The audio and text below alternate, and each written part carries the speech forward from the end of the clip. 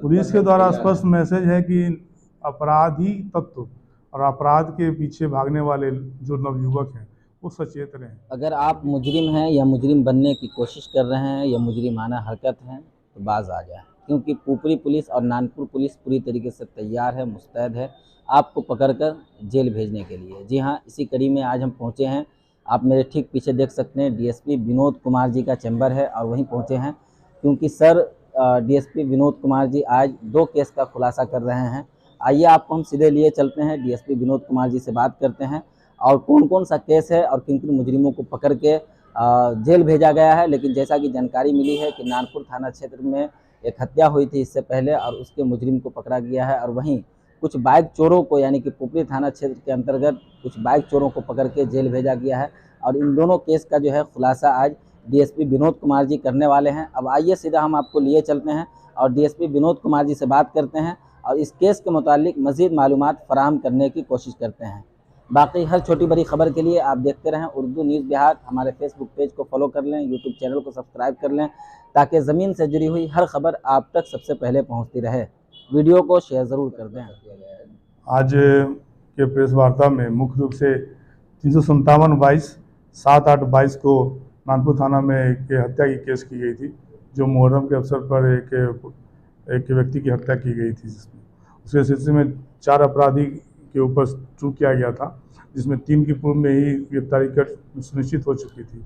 एक की गिरफ्तारी मोहम्मद असगर, जिनको हमारे विशेष प्रावधान के आधार पर नानपुर थाना अध्यक्ष और उनसे वहाँ के थाना बल के द्वारा सिरसी बाजार से गिरफ्तारी सुनिश्चित किया गया है।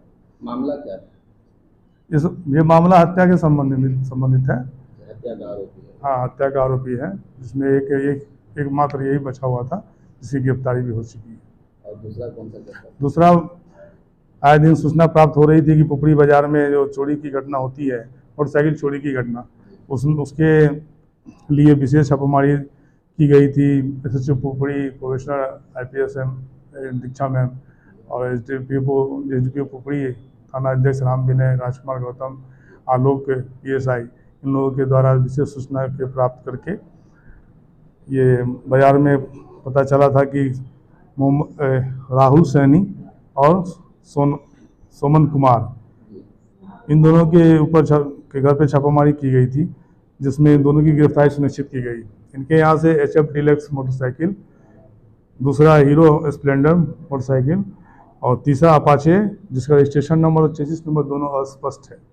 ये 3 गाड़ी के वाहन का जब्त किया गया है। 2 व्यक्ति की गिरफ्तारी की गई है। और भी कुछ औजार वगैरह भी उनके पास से मिला है? औजार के रूप में विशेष नहीं है, मोबाइल मिला है उनके यहाँ से और इनके कन्फेशन में ये पता चला है कि मनोज कुमार ही इनका मेन जो चोरी करता है और इनके द्वारा ये मोटरसाइकिल लेते थे, बेचते थे, नेपाल बाहर भेजते थे। पूरा इनका गिरोह? हाँ, गिरोह की शिनाख्त की जा रही है, उसी की छापेमारी, विशेष रूप से छापेमारी की जा रही है।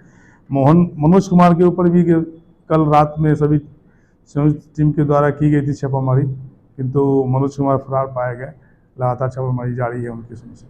वैसे व्यक्ति को क्या मैसेज देना चाहेंगे जो अपराध बनाने की योजना बनाते हैं या अपराधी बनने की कोशिश करते हैं? क्या पुलिस के द्वारा स्पष्ट मैसेज है कि अपराधी तत्व और अपराध के पीछे भागने वाले जो नवयुवक हैं वो सचेत रहें और भी विशेष रूप से पढ़ाई लिखाई और या विशेष व्यापार के समूह में जाएं, अपना योगदान करें, आपराधिक तत्व के पीछे ना पड़े, नहीं तो पुलिस अपने विधिवत कार्रवाई करेगी और सजा मिलेगी। अब आपके अपने ही शहर पुपरी में खुल गया गैलरी हाउस का दूसरा branch, gallery house mobile and electronic showroom, जहां आपको मिलता है आपके मनपसंद का हर कंपनी का मोबाइल, हर कंपनी का इलेक्ट्रॉनिक का सारा सामान।